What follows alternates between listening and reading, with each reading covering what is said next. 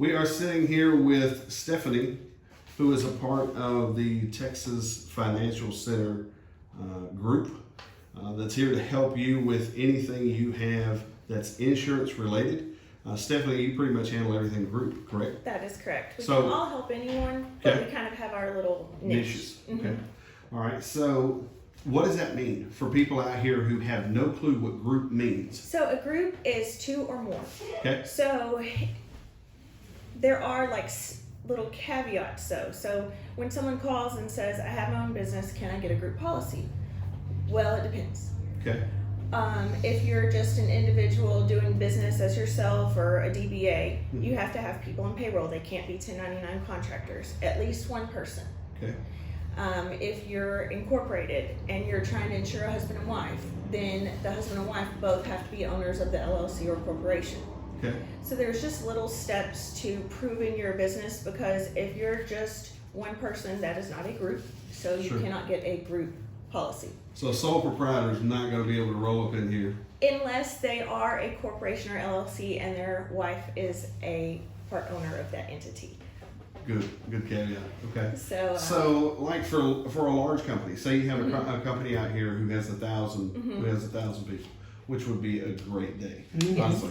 At the same time, 1,000 people in a group, you guys can handle all that. yes. Okay.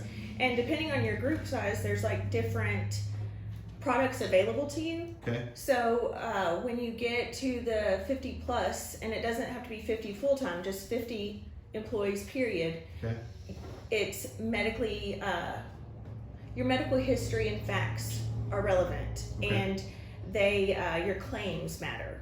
So that's why we're big on telling people to use MD Live or a Teladoc, or go to your doctor. Don't go to the ER for something that you could do very affordable, because yes, your insurance may cover it, but that's going to increase your claims. And if you increase your claims next year at renewal, you're not going to like the rate as much. Okay. So a lot of people don't understand that they have their insurance card, and I used to be the same way. Well, I have this copay. I'm going to go. It's my insurance, and it is. Use it, but you want to use it wisely so that your rates don't continue to increase, because you're kind of in control of where you go for service. Okay. Can a group of people come together For the purpose of doing for insurance. the purpose of setting up insurance? That is actually illegal in the state of Texas. You have to be a true business to Okay. get an insurance group plan. Okay. So if I'm a business owner out here and I'm trying to set up some benefits, how does that process work? Give us a call. Okay. Let's meet and let's talk about what you're interested in and what you're able to do. Because with the small group market, which we have a lot of small groups in our area, we Okay. don't have a ton of large businesses, or if we do, their benefits are probably out of Tennessee or the state where they are headquartered. Okay. So small businesses, just to go back really fast, their medical history doesn't matter. It's basically based off age and zip code. Okay. And then those are all averaged, and you get a composite rate based off of your employee's age and the zip code of your business. Okay. Or you can get an underwritten plan if you have a healthy group. Okay. At that size of a group, it's optional either way. Large group, it's not a choice. Okay. Your medical facts are factored into all of that. Okay. So But it's kind of better. I mean, 6 one way, half a dozen the other. But if you're a small business, that's a benefit. yes, because if you're a small business and you have a lot of people with health conditions or pre-existing conditions, we still can get you a plan. And the rates aren't higher, it's just off zip code and age. Okay. But if you have a really healthy group, we can get you better rates by getting an underwritten plan. So when we're talking small group, what kind of numbers are we talking about, employee-wise? Well, even 30. It's just anything under 30 50. and below? Yeah, anything under 50. Anything under 50? Okay. Very cool. And that's considered, 50 is kind of considered the mid-market group. Okay. Which we see more of that than just true large groups of over 100. Sure. Okay. Going back to getting things, like if there's a small business out here, a business owner who's wanting to set this up, then you guys can kind of create what the need, you can fill the need in many different ways. Yes, because some small businesses can't afford to offer insurance, health insurance, or they aren't able to meet the eligibility. Okay. Because the employer has to pay 50% of the lowest cost plan that's offered, and they have to meet 75% as eligibility.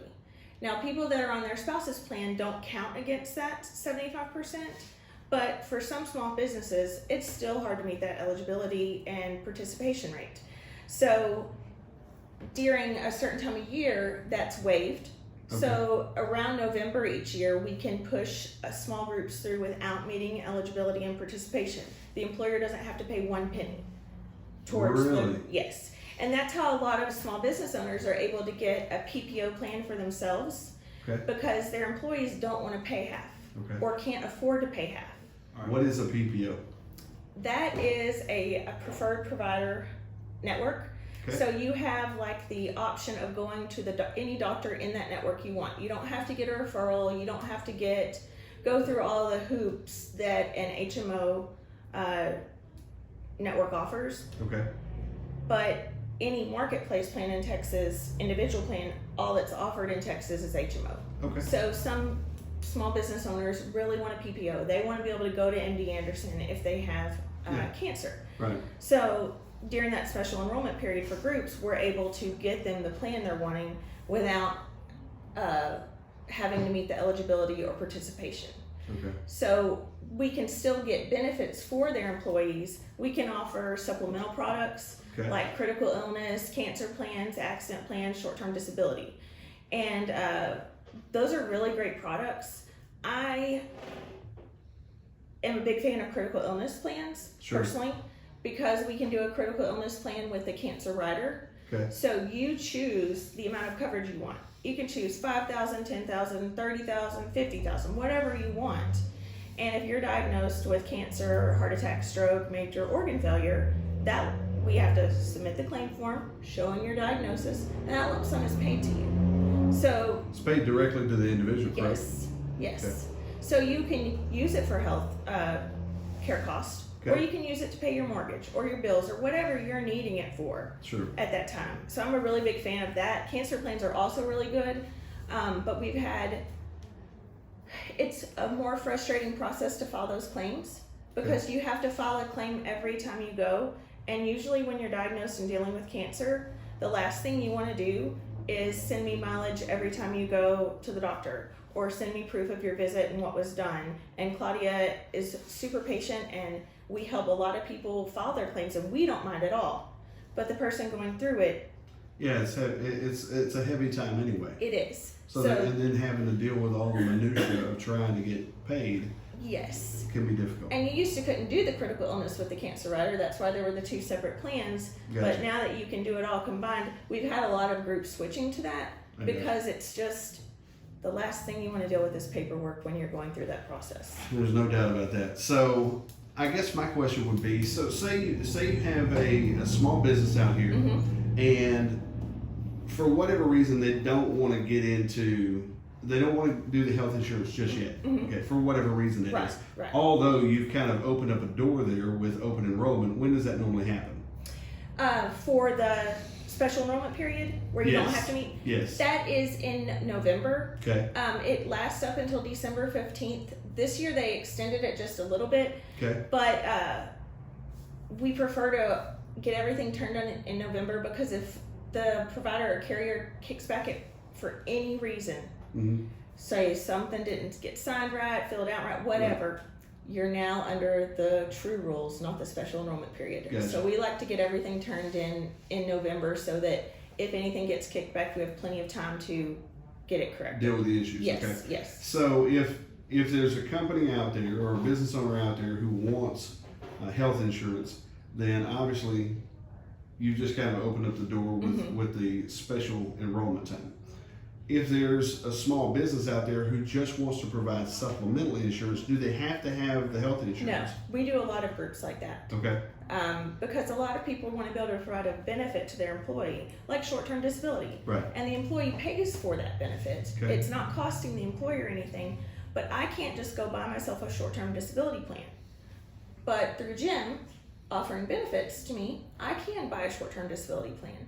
And a lot of a lot of people aren't aware of this, but you can use a short-term disability plan with a hospital confinement plan, and they kind of call that the maternity or pregnancy package. Okay. You have to have it at least 10 months. You Okay. can't be pregnant when you get it. But Okay. it helps people cover a maternity leave that they might not could have afforded otherwise. Sure. Okay, so really there's no reason for small businesses not to have benefits available to them. The only reason I have heard from employers, kickback wise, is they don't want to deal with the payroll deductions. But you're already doing payroll deductions, you're already doing them through taxes and different things like that. Sure. And most people are using payroll software, Yeah. either QuickBooks or whatever. or we use Patriot software, whatever you use. Right. It's super easy. You put it in one time. You're So good. really it boils down to laziness on the business owner's Well, part. not laziness, Or but it kinda, or it can yeah, sound overwhelming, but really Sure. you're putting it in one time. it's very easy. Yes. Yeah, it's not rocket science. And a lot of times we offer it through a cafeteria plan Okay. because one of our providers, if you choose to get supplemental products, provides a free Section 125 cafeteria plan. So you can offer those benefits to your employee pre-tax. And that saves them on income taxes and it saves the employer on payroll taxes as well. But it does lock the employee in for 12 months, 1 year, Okay. because that's the IRS rules. If you're doing pre-tax, you're locked in for 1 year. I mean, if you leave employment or something to that nature or have Sure. a qualifying event under the IRS rules, it's different, but that's a whole nother. That's a whole nother ball of wax. Yeah. Okay. Stephanie, I really appreciate you sitting down with us, kind of opening up this idea about group insurance, supplemental insurances for groups as well. Group life, group. Absolutely.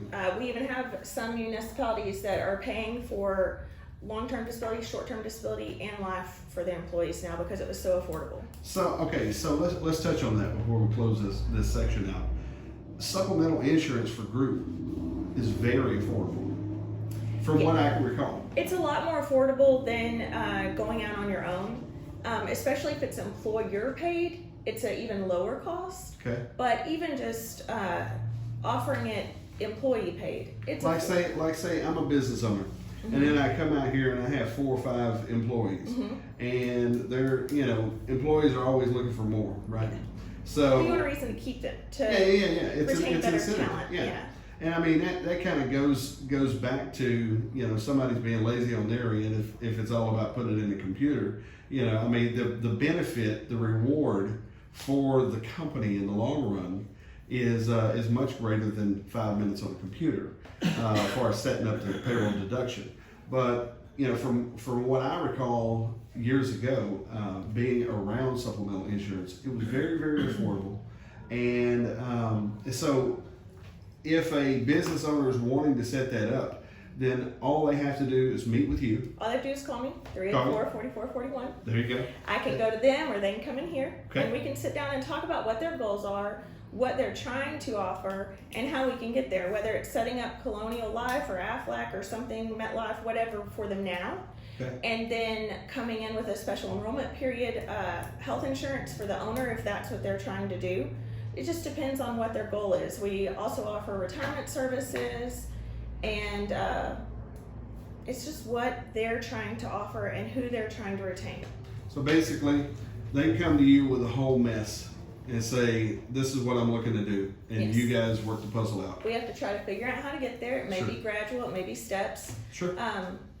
But like this past year, we've seen some groups really benefit from offering short-term disability, or the past couple years, because of COVID. COVID, yeah. And you'd be amazed how many people were able to still pay their bills because they No, had taken great. out that short-term disability. Yeah. Very good, Stephanie. I appreciate you talking Sure. with us about group and Thank you for supplemental. coming. And if you guys are out there and you're listening, give them a call. 384-4441 is programmed in everyone's mind. 384-4441. Thanks again.